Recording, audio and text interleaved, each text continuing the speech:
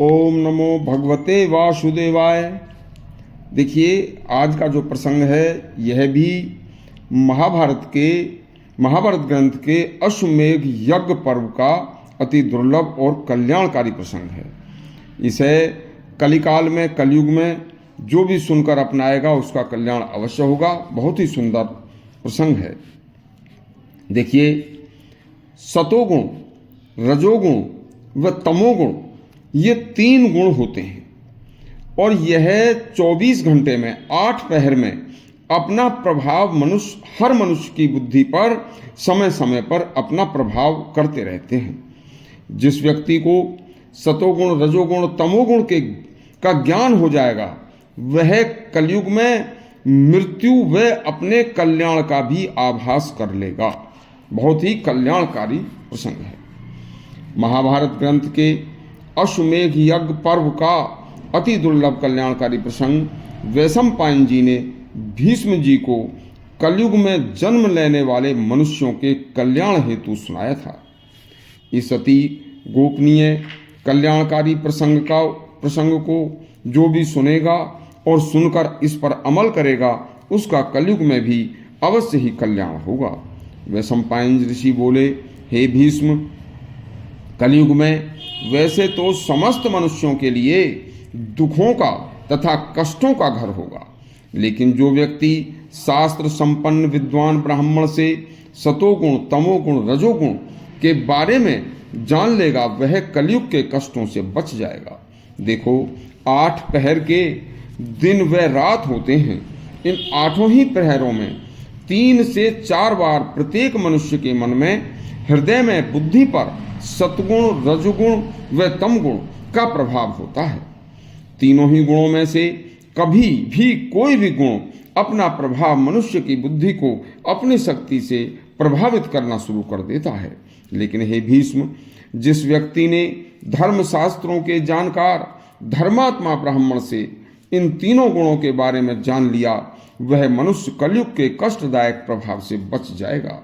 तो सुनिए, जब किसी भी मनुष्य का मन अचानक धर्म कर्म करने, धर्म शास्त्रों को पढ़ने तथा गंगा स्नान करने या किसी तीर्थ यात्रा पर जाने के या भगवान का भजन करने या किसी दरिद्र या कमजोर, बीमार, वृद्ध या किसी पीड़ित मनुष्य की सहायता करने या किसी विधवा या सन्यासी को दान देने या गुरु के दर्शन करने आदि का मन में विचार आए तो समझ लेना कि इस समय मेरी बुद्धि व हृदय पर सतयुग का प्रभाव है, सतगुण का प्रभाव है और इस गुण के कारण मेरे पर हरि कृपा बरस रही है।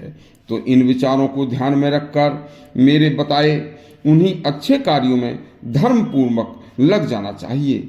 इसके विपरीत हे भीष्म, यदि किसी मनुष्य की मन, बुद्धि तथा हृदय में किसी दूसरे धनवान व्यक्ति के ठाट बाट देखकर उसके जैसा अच्छा महल बनवा कर रहने तथा धनाढ्य व्यक्ति जैसे वस्त्र आभूषण ग्रहण करने और अनेक प्रकार के स्वादिष्ट व्यंजन भोजन आदि का स्वाद लेने तथा अच्छे अश्व, रथ आदि की सवारी करने तथा सुंदर दूसरे की स्त्रियों के प्रति आकर्षण होने या बड़े ही ठाट बाट से रहने की इच्छा अचानक जागृत होने लगे तो उस मनुष्य को तुरंत समझ लेना चाहिए भीष्म कि इस समय मेरी मन, बुद्धि व हृदय पर रजोगुण का प्रभाव हो रहा है तथा यह रजोगुण अपनी शक्तिशाली प्रभाव से मेरे द्वारा कोई भी अनैतिक कार्य कराकर धन इकट्ठा करने के लिए प्रेरित करेगा और इसके प्रभाव से मेरा नाश होना संभव है।